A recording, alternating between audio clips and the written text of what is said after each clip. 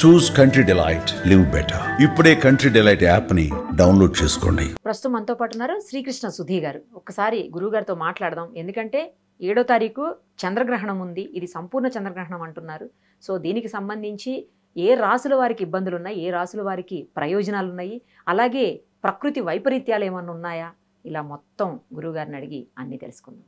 గురుగారు నమస్తే అండి. నమస్కారం అండి. గురుగారు, ఇప్పుడు చాలా రాసులకి ఇబ్బందికర పరిస్థితులు ఉన్నాయి ఈ గ్రహణం వల్ల. కొన్ని రాసులకి చాలా మేలు జరుగుతుంది అంటున్నారు. ఏ రాసులకి మేలు జరుగుతుంది, ఏ రాసులకి ఇబ్బందికర పరిస్థితులు ఉన్నాయి, అలాగే కొన్ని ప్రకృతి వైపరీత్యాలు కూడా ఉన్నాయి అంటున్నారు. వీటన్నిటిని గురించి వివరించండి.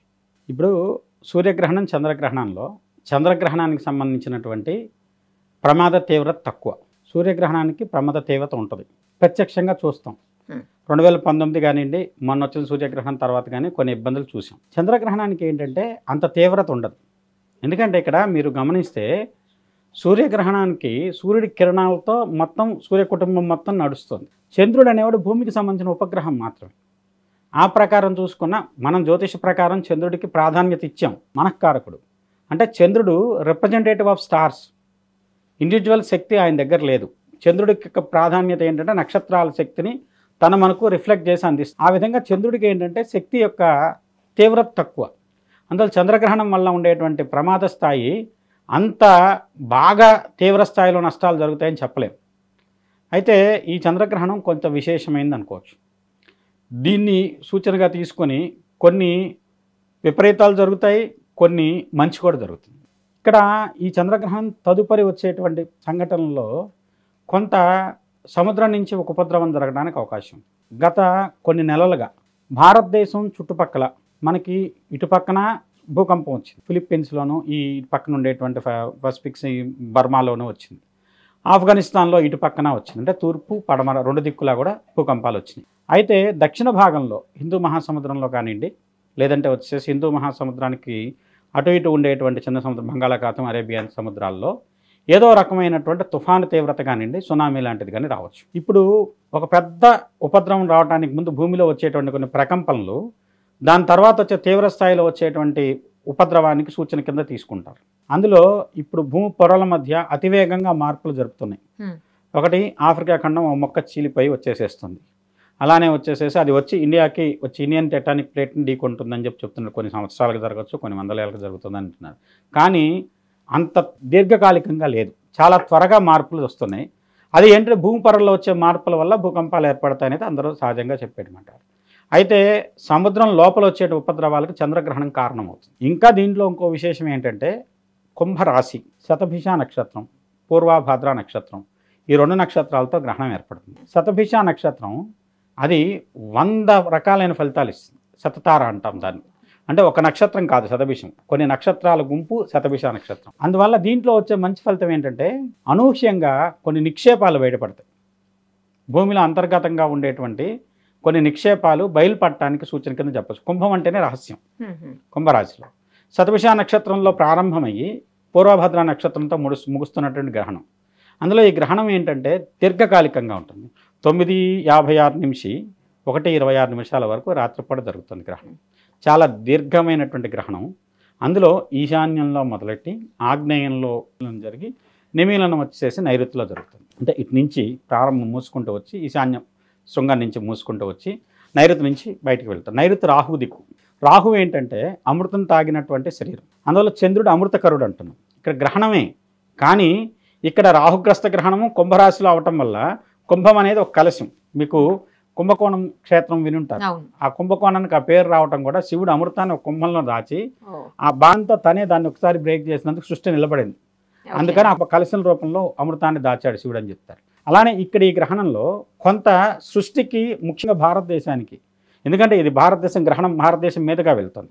తద్వారా భారతదేశానికి కొంత మేలు కలిగేటువంటి ఆర్థిక పరమైనటువంటి వృద్ధి జరగడానికి అవకాశమైనటువంటి మార్పులు ఏర్పడతాయి. అలానే ఈ గ్రహణం వల్ల కుంభరాశికి సంబంధించిన వ్యక్తులు, మీనరాశికి సంబంధించిన వ్యక్తులు కొంత ఇబ్బంది పడేటువంటి అవకాశం ఉంది. రాసుల్లో శతభిష నక్షత్రం, ధనిష్ఠా నక్షత్రం 3-4 పాదాలు, పూర్వభద్ర మొదటి 3 పాదాలు, అలానే పూర్వభద్ర నక్షత్రం మీనరాశిలో కూడా ఉంటుంది. ఒక 4వ పాదం. మీనరాశి వాళ్ళ పరిస్థితి మూలిగా నక్క మీద తాడిపండు పడ్డట్టు ఉంటుంది ఇప్పుడు, అంత తీవ్రం. ఎందుకంటే వాళ్ళే శని వల్ల ఇబ్బంది పడుతున్నారు. అలాంటిది ఇప్పుడు దీనివల్ల ఇంకొంచెం తీవ్రత ఎక్కువ ఉండేటువంటి అవకాశం ఉంది. మేషరాశికి సంబంధించి చూసుకున్నట్లయితే వాళ్ళకు అనూహ్యంగా లాభం జరుగుతుంది. ఏలినాటి శని ఉంది వాళ్ళకు కూడా, కానీ ఈ గ్రహణం లాభస్థానంలో అవటంతో వాళ్ళకి కొంత మేలు జరిగేటువంటి అవకాశం కనపడుతుంది. కొన్ని భరణి నక్షత్రం కానివ్వండి, అశ్విని కానివ్వండి, కృతిక మొదటి పాదం కానీ ఈ నక్షత్రాల్లో పుట్టిన వాళ్ళకు ధనలాభం జరుగుతుంది అని చెప్తారు. అందువల్ల ఏంటో మేషరాశికి బాగుంది. వృషభ రాశిలో పుట్టిన వాళ్ళకి కొంత మానసికపరమైనటువంటి వ్యాధులు, ఎందుకంటే రాజ్యస్థానంలో వృత్తిరీత్యా మార్పులు, లేదంటే వృత్తి వ్యాపారాల్లో ఉన్నటువంటి వాళ్ళకు కొన్ని ప్రతికూలతలు, శత్రువుల వల్ల కానివ్వండి, లేకుంటే వచ్చేసి అధికారుల వల్ల కానివ్వండి, వాళ్ళకు వేధింపులు ఉండేటువంటి అవకాశం.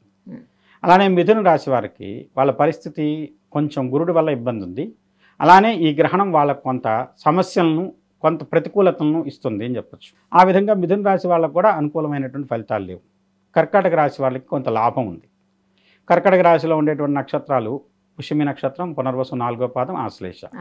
ఈ రాశి వాళ్ళకు కొంత ఆర్థికపరమైనటువంటి లాభము, లేదంటే ఒక సమస్య నుంచి పరిష్కారం లభించేటువంటి అవకాశం ఉందని చెప్పచ్చు. సింహరాశి వాళ్ళకు మగవాళ్ళు అయితే ఆడవాళ్ళ వల్ల, ఆడవాళ్ళు అయితే మగవాళ్ళ వల్ల, అలా ఆపోజిట్ సెక్స్ వల్ల కొన్ని సమస్యలు, ఇబ్బందులు, ప్రతికూలతలు, లేదంటే ప్రతిఘటనలు, లేదంటే వాళ్ళ వల్ల కొన్ని కుయుక్తుల్లో చిక్కుకొని ఇబ్బంది పడేటువంటి అవకాశం, అలాంటి వాటి ఇబ్బందులు సింహరాశి వాళ్ళకు ఉన్నాయి. కన్యారాశి వాళ్ళ పరిస్థితి చూసుకున్నట్లయితే వాళ్లకు ఈ గ్రహణం 6th హౌస్లో ఏర్పడుతుంది.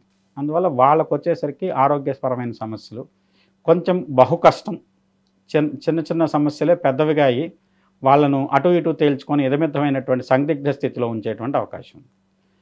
అలానే తులారాశి వాళ్లకు చాలా ఇబ్బంది, వాళ్ళకి గౌరవభంగం కలుగుతుంది. అధికారంలో ఉన్న వ్యక్తులకైతే వాళ్ళకు కొంత ప్రతికూలతలు, తనకి చాలా చిన్నవాళ్ళ వ్యక్తుల వల్ల మాట పడవలసి రావటము, లేదంటే అవమానాలు ఎదుర్కోవాల్సి రావటమో జరగవచ్చు. వృశ్చిక రాశికి చాలా బాగుంది, అనుకూలమైనటువంటి ఫలితాలు ఉంటాయి. ధనస్సు రాశి ఈ గ్రహణం వల్ల అత్యంత లబ్ధి పొందే రాశి కింద చెప్పచ్చు. మూలా నక్షత్రం కానీ, పూర్వాషాఢ కానీ, ఉత్తరాషాఢ మొదటి పాదం కానీ చాలా అనుకూలమైనటువంటి ఫలితాలు పొందగలుగుతారు. చాలా మంచి ఆర్థిక లాభం ఉంటుంది. అలానే ఏంటంటే వాళ్ళ అనూహ్యంగా వాళ్ళ జీవితంలో ఒక అత్యున్నతమైన అవకాశం వాళ్ళు ప్రోధి చేసుకునేటువంటి అవకాశం. అంటే ఇప్పటివరకు ఏంటంటే ఆ వ్యక్తికి ఆ పరమైన ఆలోచన లేదనుకుంటాం, కానీ పరిస్థితులన్నీ కలిసి వచ్చి ఆ వ్యక్తిని ఉన్నత స్థానంలో నిలబడతాయి. ధనుసు రాశి గమనించుకున్నట్టయితే కొంతమంది వ్యక్తులు ఇప్పుడు వాళ్ళు పొందేటువంటి అనుకోనిమైనటువంటి అవార్డులు కానీ, రివార్డులు కానీ, సన్మానాలు కానీ, సత్కారాలు కానీ, ఆర్థిక లబ్ధి కానీ చాలా అనూహ్యంగా కొన్ని జాతకాలు లబ్ధి పొందుతున్నాయి. అలాగనే ఈ గ్రహణం ఇంకొంచెం లబ్ధిని చేకూరుస్తుంది.